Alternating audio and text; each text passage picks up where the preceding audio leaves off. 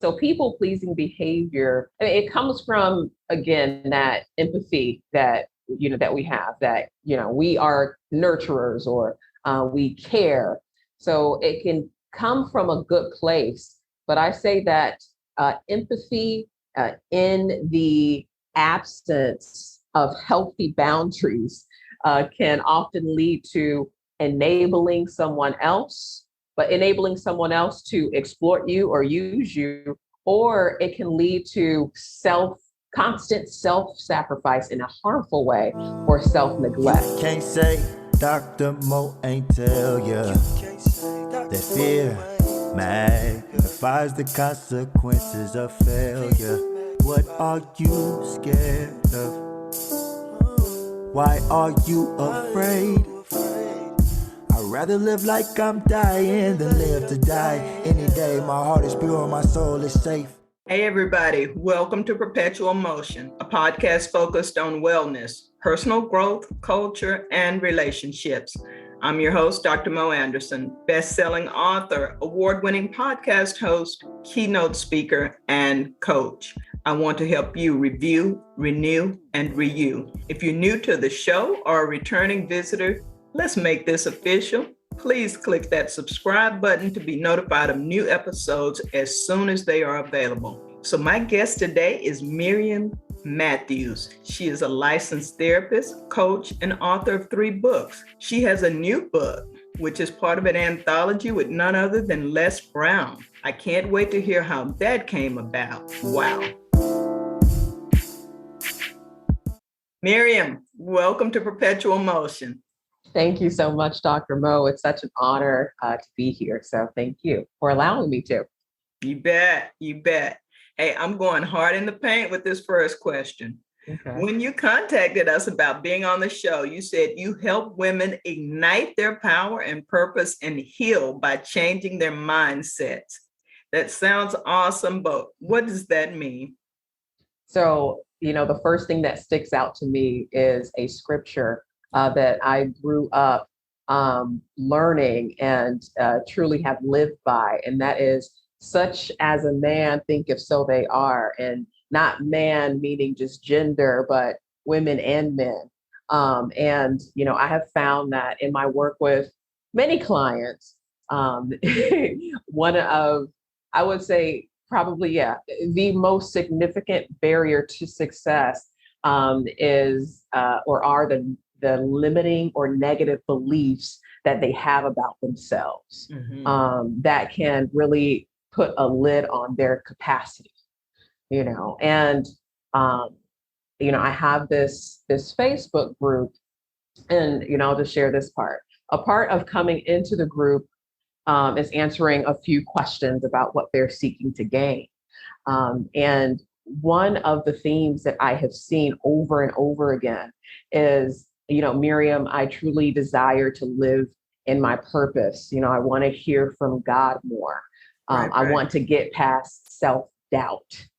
And I believe that in order to do that, it does start in the mind, and many times there are things that happen to us. If you're a human being, you've been through something, so there are things that have happened to us that can create a framework of how we see ourselves, and it can be a misrepresentation of who you actually are. And I say who you actually are in Christ. God sees us one way, mankind can see us another.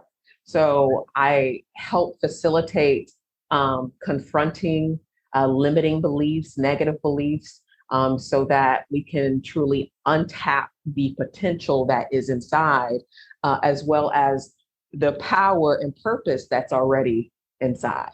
Nice. That's excellent, because, and people don't believe it because it's happening from childhood, from so many people just being barraged by negative things until you start to believe them yourself, because kids come here very optimistic. I remember my boys being young, they thought they were the strongest, fastest, smartest, bravest.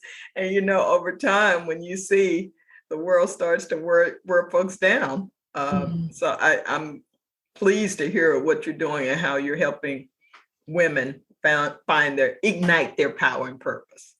So you're a licensed social worker with a BA and master's degrees in social work. Did you always want to do what you're doing now? I would say that it's been a journey um, to really step into where I am right now. I haven't always been here. So like when I started in the field of social work, I mean, it came from a passion of just wanting to, like I wanted to help people. Like I wanted to help people as a child. And I think that's something that we're all given is, just, some degree of empathy, or caring for others. And, as a result of certain things that I've been through in my childhood and teenage years, young adult years, and, I'm still young and still learning, and I will always be learning. But it led me to want to help others. And like I've done a variety of different, or been in a variety of different fields of social work.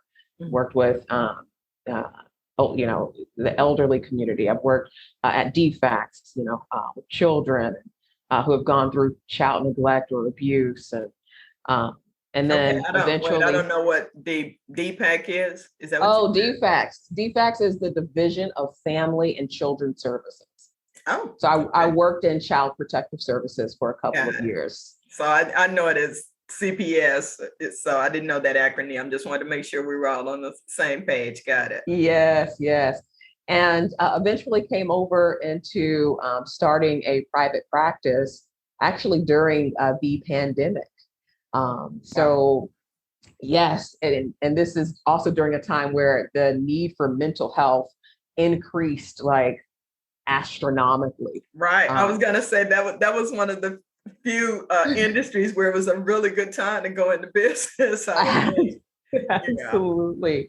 So I said, okay, well, why not, make the impact that, I truly want to make. And I think in being in private practice and working with clients one-on-one, I was better able to do that. It's just, a really intimate, just personable, professional, relationship that you build with each person. So in starting the private practice, maybe, I would say a year into that, God led me towards coaching. So stepping into the field of coaching, because I wanted to make an even a bigger impact. So now I'm into group coaching alongside my private practice. Okay. I had a guest on recently who made an interesting distinction between coaching and counseling. But I'd like to hear, since you literally went from one to the other, this person was solely a coach, but since you literally segued to one and do both, what is the difference for those who don't know between coaching and counseling?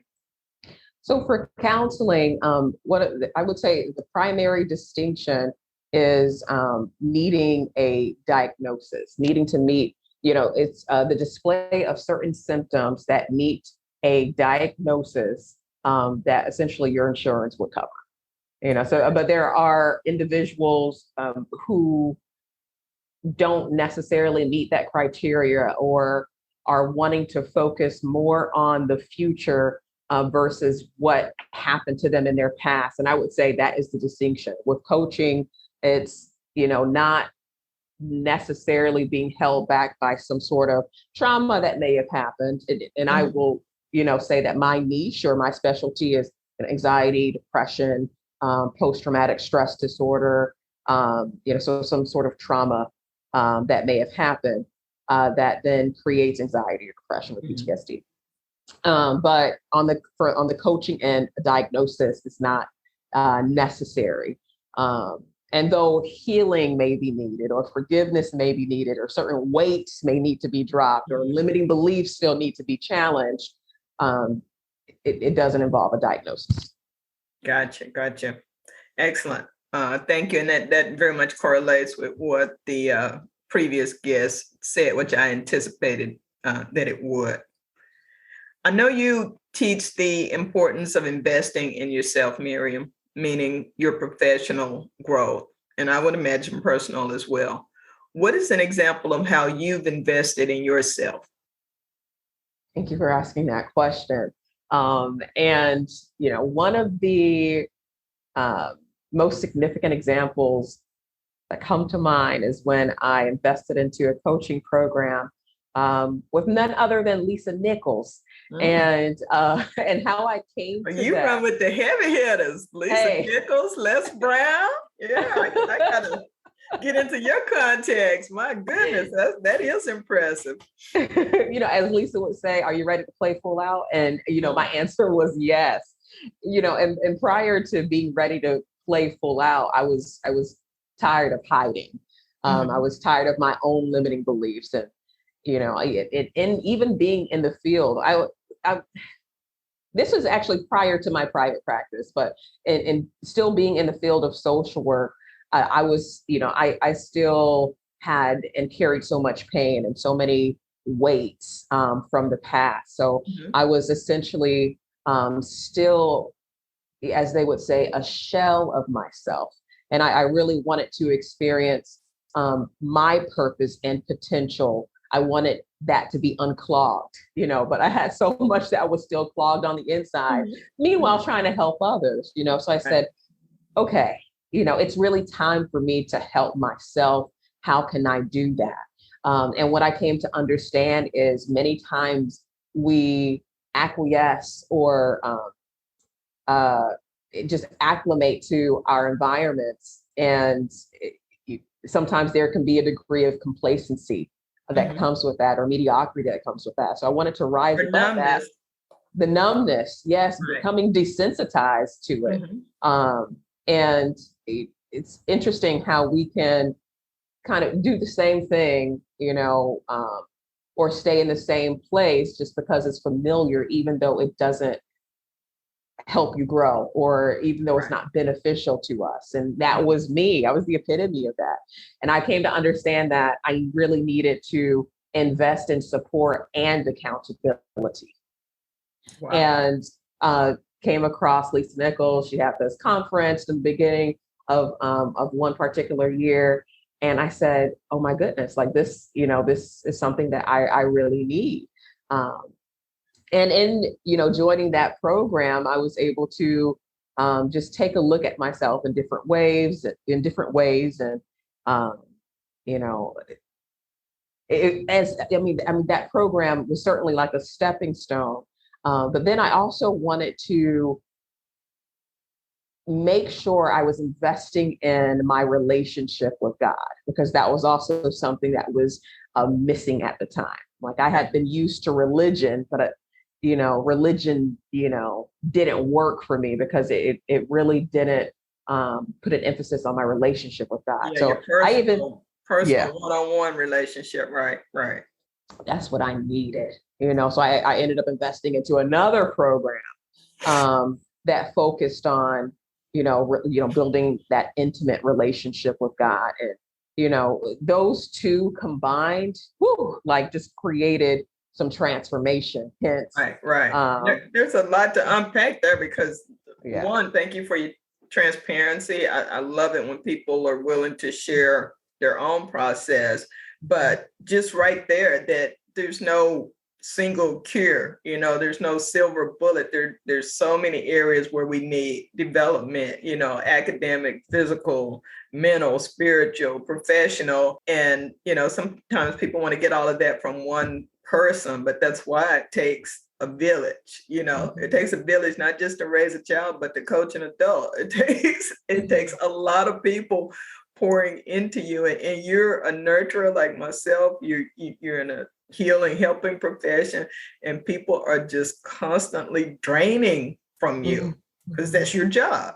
That's what you do. But if a lot of people are draining from you, there's no way one person is going to be able to pour back in. And we're, I'm not talking about God's role in our lives, but there are people around us who are anointed and appointed to help us, to hold us up, to assist us, to push us forward. And so we got to be on the lookout for who those angels are, because they're everywhere. So I really like that story. And the other thing is, I thought about it when you were saying it, but I want to circle back. You mentioned 2020 and dealing with your own struggles as you're trying to counsel other people. So I'm wondering, did hearing their stories and helping them with their pain, whether it was related to COVID or previous trauma or whatever, did that make you feel even worse, or did it help you? You know, I realize help and all of that. I don't want anybody's personal information, but just being inundated with all of these people during the biggest global crisis in our lifetime, how did that impact you personally? That's a great question. So I would say, so in working with people, hearing their stories, it challenged me in a different way. Well, I guess it helped me in two different ways. One, I had one of the most common beliefs that I have seen through clients that I've worked with, and one that I've experienced myself, is a belief about not being good enough. So even that belief was present in trying to help others. There was a belief of, I don't know if I'm the one that should be able to be a helper, or to help bring people along, or to challenge their own beliefs, especially where I'm experiencing a belief about not being good enough. Right. And that was a key sign that I needed to get the help that I needed. You could be a therapist, but get you a therapist as well. Like, get you You're a coach, a mentor. Right. Exactly. You're human. And so that was a driving force behind, okay, let's deal with your own limiting beliefs, Miriam, invest in that. So that definitely took me there. Also, it helped me to feel less alone and to understand human behavior even more. See, that part. That's what I was thinking, because I was up in this house by myself doing solo podcasts just to keep from, I was like, I'm just going to talk to the universe and hope somebody is hearing this. Maybe it means I'm still alive and connected. We haven't had the rapture and I don't even know it because I'm scared to leave the house, girl. Yeah. well, Uber Eats kept coming, so I assumed there were a few of us left, but there were 4 or 5 months there where it was like, woo. Yes, I know what you mean. Yeah, we kept on hitting up DoorDash just about every other night. It was terrible. So you knew that you were not alone, that other people were feeling and experiencing, the same things, and you were able to help them even within trying to deal with what was going on in your household. That takes a lot of strength, and that's a gift. Not everyone can do that. Some people crumbled under that kind of pressure. So Miriam, there are so many ways to express our authenticity. I'm moving from your credentials and in your investment in yourself to talking about authenticity. One we both prioritize is also the first chapter in one of your books, and we're going to talk about your books later, but this topic is stop people-pleasing behavior. Please define what that means and provide some tips on how to change if this is an issue for you, how to recognize it and how to change. So I'll say this again. When it came to people-pleasing, I could pretty much, set the example, which would have been a bad example. I was the epitome of that. My goodness. And thank God for the limits and just change behavior. Boundaries, come on. Or yes. Did you say boundaries or balance? Boundaries, yeah. Yes, boundaries is the word that it's just music to my ears. It really is. So people-pleasing behavior it comes from, again, that empathy that that we have, that we are nurturers, or we care and just want to help others. We want to be loved as well. We want folks to care about us. So it can come from a good place. But I say that empathy in the absence of healthy boundaries can often lead to enabling someone else this is going a different route, but enabling someone else to exploit you or use you, or it can lead to constant self-sacrifice in a harmful way, or self-neglect. And so that's really the way or the direction that I want to go in explaining what people pleasing is. So it's outsourcing your need for validation to people because there is or can be this emptiness that is on the inside. So it can often end up being, again, harmful. Harmful. So constantly looking for someone's approval or validation, which again can happen due to not knowing who you truly are or what your worth is. Right. Yeah. Okay.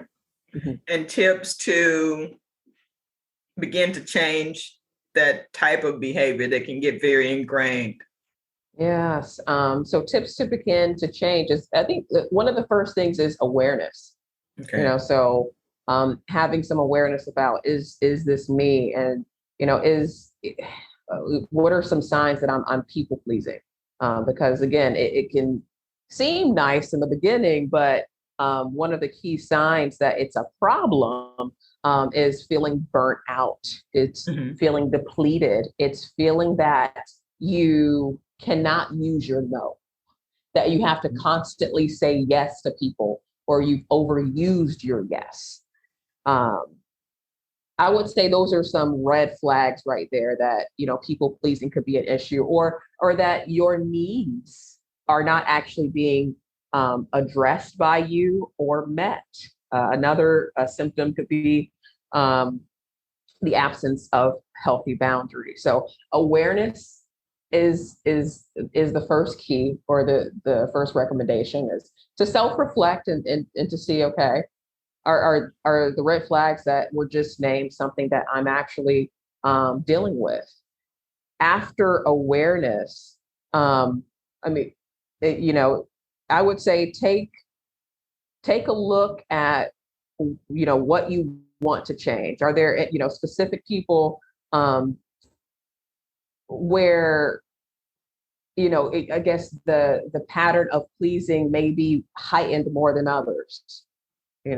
I think that's also part of awareness, but maybe getting a little bit more specific.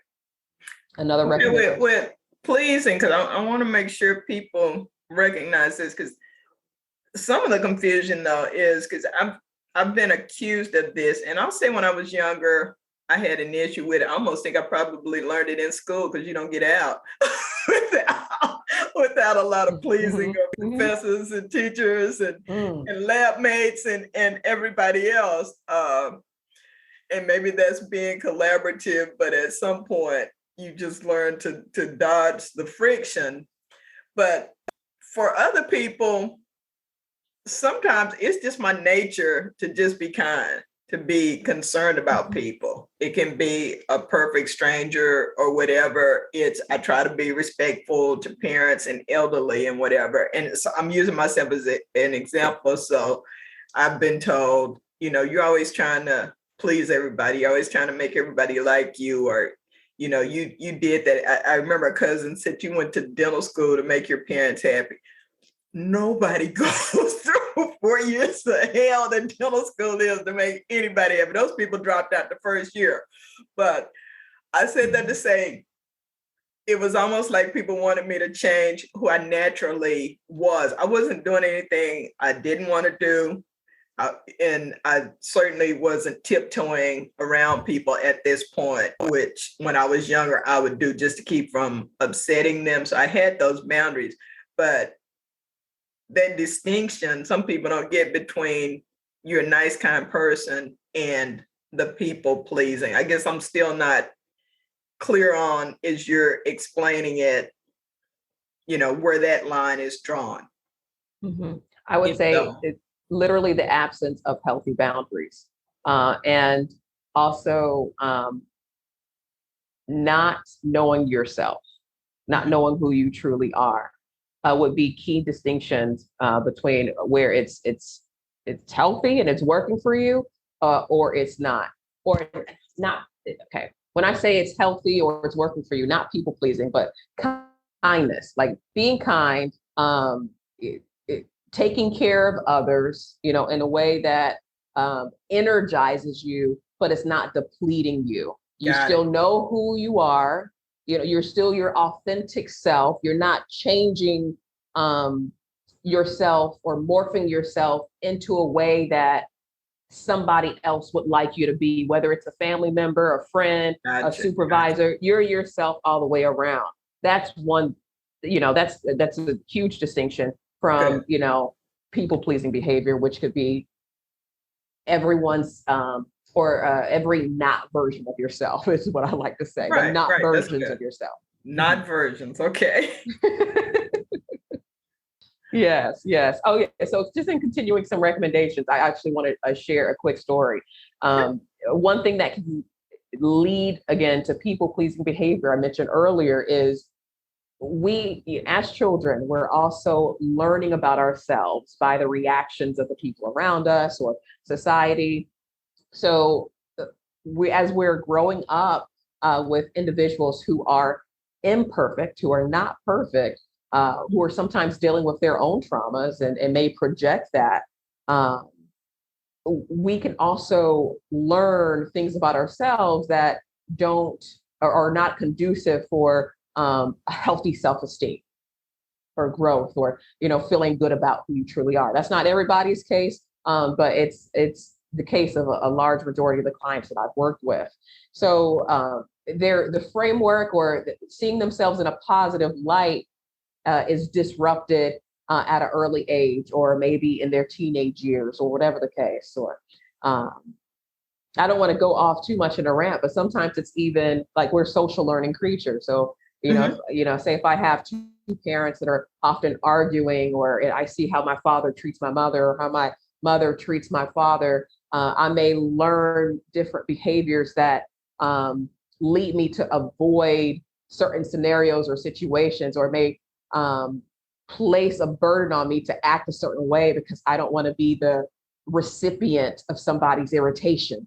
So I'm speaking in sort of vague terms, but there's one those are good examples. I just wanted something concrete for people, because even the words we're using, like boundaries, I mean, you and I use them a lot in conversation. I do wellness coaching and some other things, but I don't ever want to assume that people even know what that means. It's a good word, but if you don't know it, if you don't have that knowledge, not everybody is engaging in these conversations. This may be the first time they're hearing these, and people pleasing. So I just want to, make it clear. I don't want anybody getting any angst about what it does and doesn't mean. That it's an extreme of behavior. It's not just that you like to be kind to people. You have the spiritual gift of hospitality, but that you, as you said, you're morphing, you're transforming, and you're behaving in a way that's not even natural for you to make other people happy. So that's it.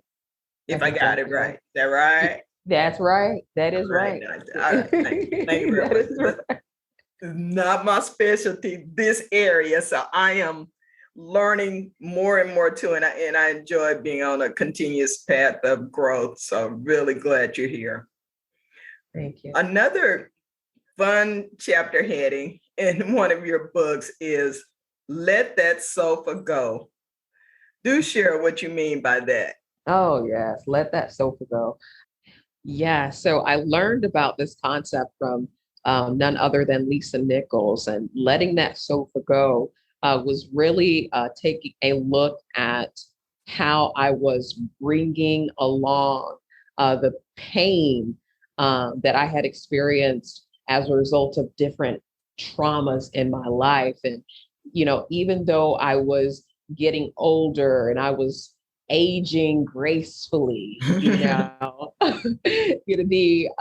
would say my emotional maturity was still that, or it correlated with different ages where I experienced just something traumatic, or just had a negative experience, or just that led to me having a negative belief about myself.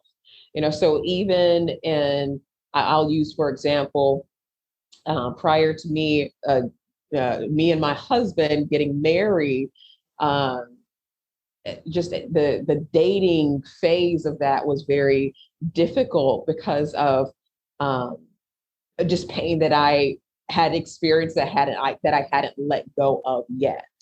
And it created a lot of conflict. I didn't know how how to communicate in a healthy way, and I say that pain that is not transformed is transmitted, and hurt people will also hurt people, Yes, yes, that's one of my favorite sayings. Hurt people hurt people. Yes, yes. So I realized that, in order for me to see myself in a healthier light, because how you show up on the inside is how you show up in other places as well. So whether that's a relationship or, your career or just anywhere else, it starts with healing, on the inside. I needed, my heart was bleeding. I really needed, God to do something in me. And I needed to be an active participant in that. So, let that sofa go is realizing that, your future, it is bright. I don't want to just say can be bright, but I think it is actually bright. Present tense, right. Yes, it is bright. And so it's realizing that the future doesn't want that sofa that's not meant to fit in the doorway. So in the book, I was, being a little funny. I said, sometimes we can be so determined and, we will take the door off and, try to make it fit, and then it starts to take up space in new rooms that you're entering in, but it sticks out like a sore thumb. And, so I said, that sofa may have some barbed wire sticking out of it. The cotton is coming out, Coils. It has holes in it, has all kind of stuff.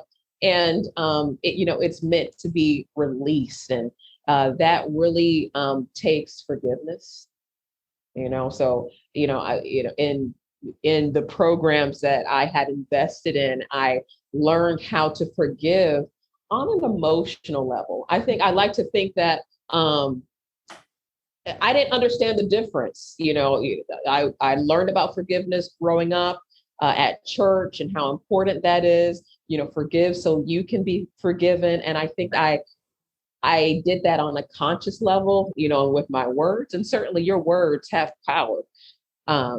But I still carried a lot on the inside. And I learned how to do that on an emotional level.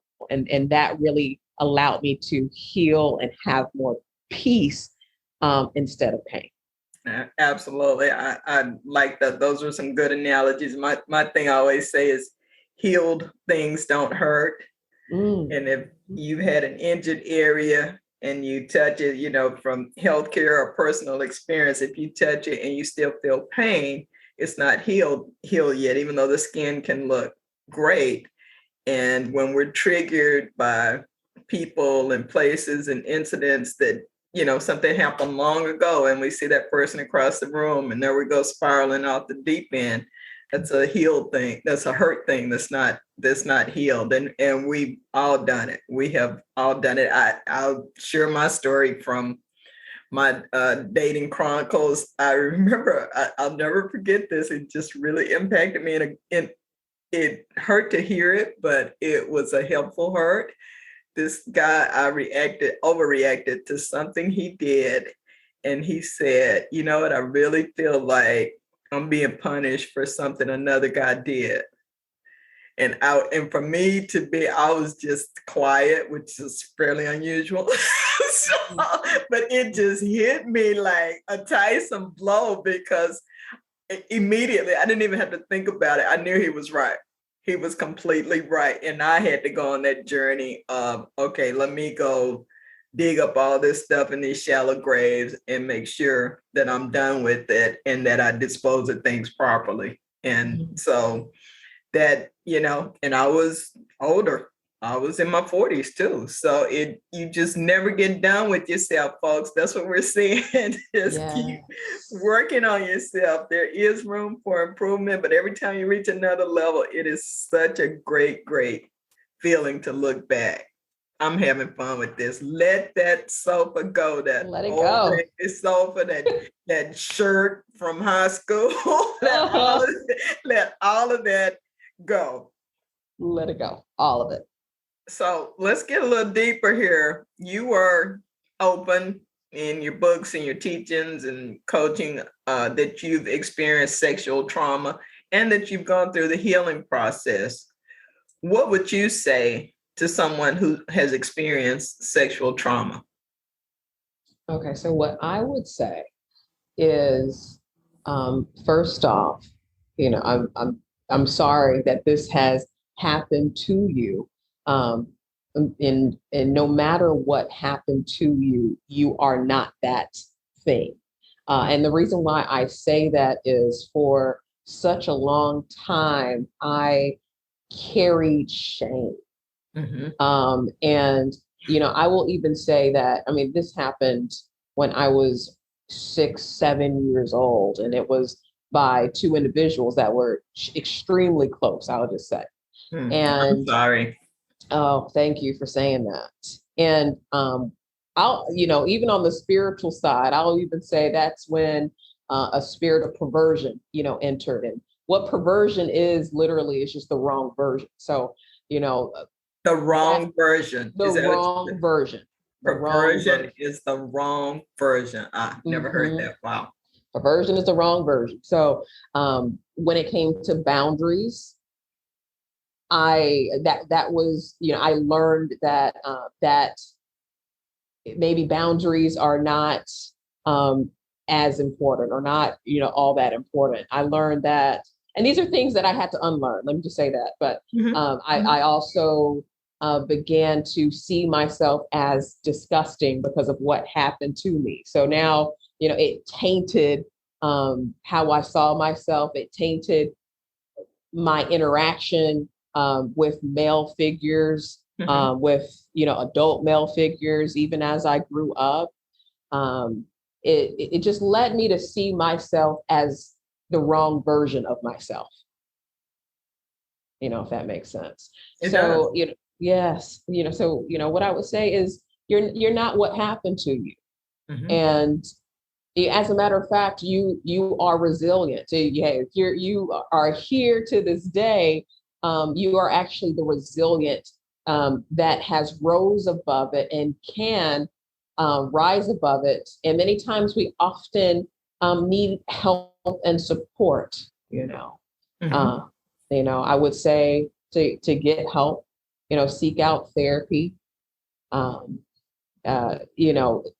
If it's something that that again you're continuing to carry, and it feels like shame or condemnation, that is not the end of your chapter.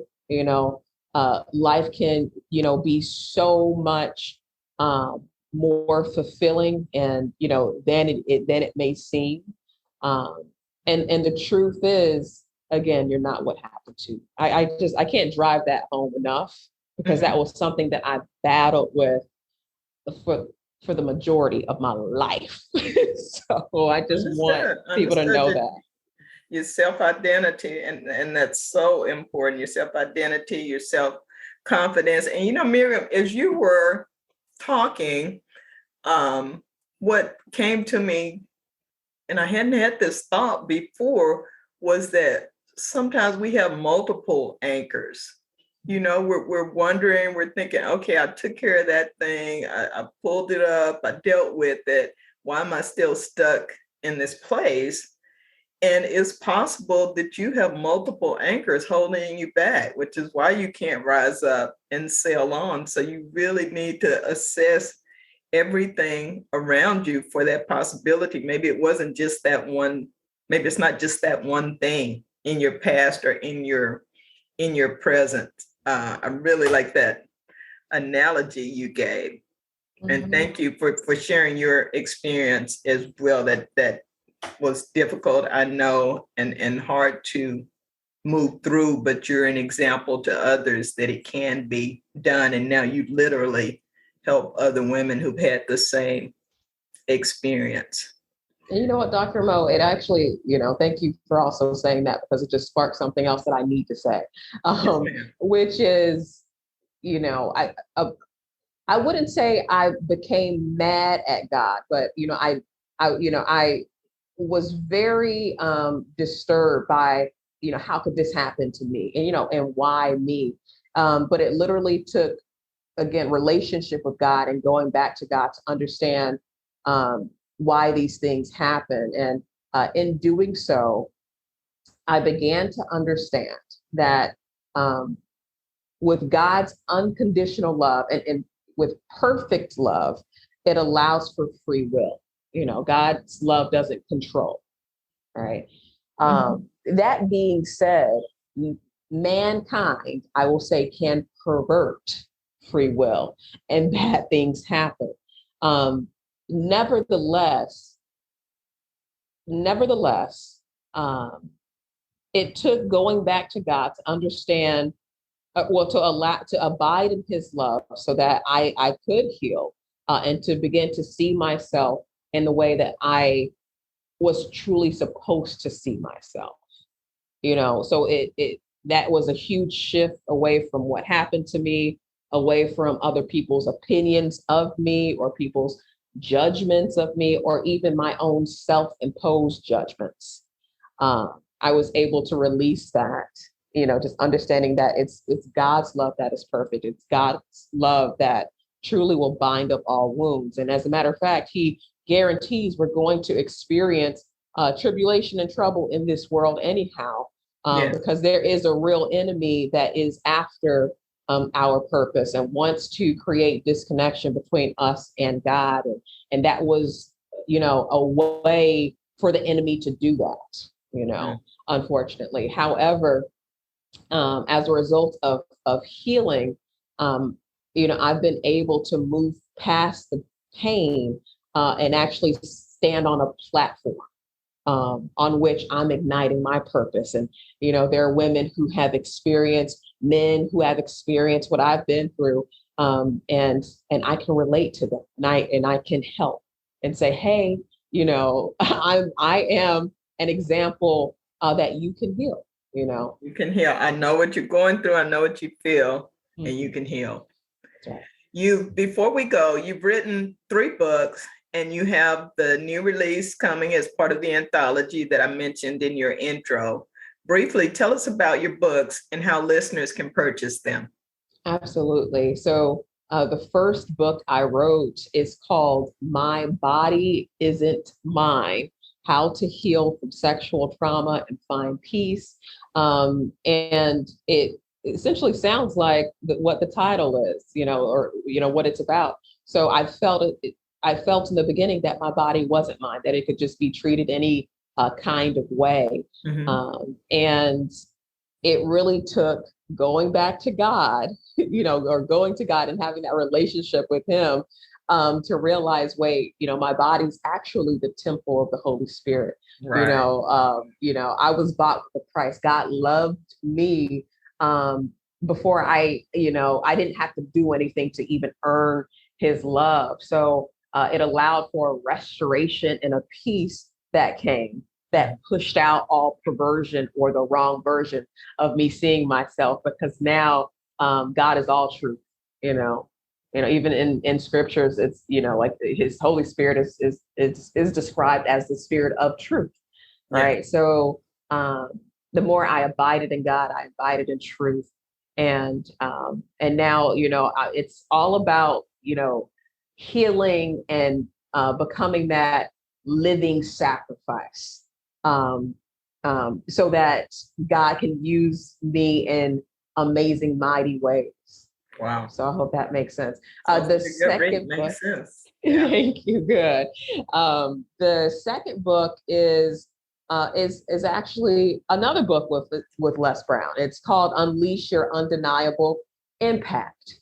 And that was with Les Brown and Dr. Cheryl Woods. And that is about, it just sends a message. It has like maybe 50 to 60 chapters in there from authors who are sharing their stories and wanting to inspire people to, be their best selves as well. It's motivational. It's amazing. It can meet you right where you are. If you just need a dose, of inspiration for the day to just keep going. And, we all need encouragement. That is what that book is about. Absolutely. And then the third one is my most recent one, and it's called The Courage to Answer God's Call on Your Life. And that one is the one that we've been dabbling in today, which is learning how to shift away from people-pleasing behavior, becoming your most authentic self in Christ, and throughout this interview, I've been expressing that, that's, where I am. I'm really all about my relationship with God. I believe many people can experience success, but I wanted to experience success and peace. Yeah. I didn't want it to be at the sacrifice. Hey, you're doing a great commission. You're spreading good news. You're doing your job. You're just doing your job. Yes, ma'am. Yes, ma'am. I'm called to do it, So I said, all right, and it takes courage. It takes courage. So it's about not letting fear stop you, not letting the fear of rejection or people's opinions or criticisms stop you, and you not stopping yourself, getting out of the way, letting God have his way in your life. When he gets your yes, amazing things happen. And I think that is the key to igniting power and purpose. Absolutely. If God gives you a vision, he's going to give you provision. So act on it. Act on it. Be sure and clear where it came from and what you're to do, and make it happen. Well, speaking of motivating and inspiring, that's exactly what this interview has been. Miriam Matthews, I so appreciate you bringing your expertise to Perpetual Motion with Dr. Mo Anderson. Lastly, please tell folks how they can find you online. I know the last book you mentioned is on Amazon with some great reviews, but tell people how they can connect with you online and learn more and purchase your books. Absolutely. So here's my website. It is define-your-DNA.com. I'll say that one more time, define-your-DNA.com. Or you can also go online and just type in the browser bonus.defineyourdna.com. Again, bonus.defineyourdna.com. And just really short, what is this whole DNA thing about?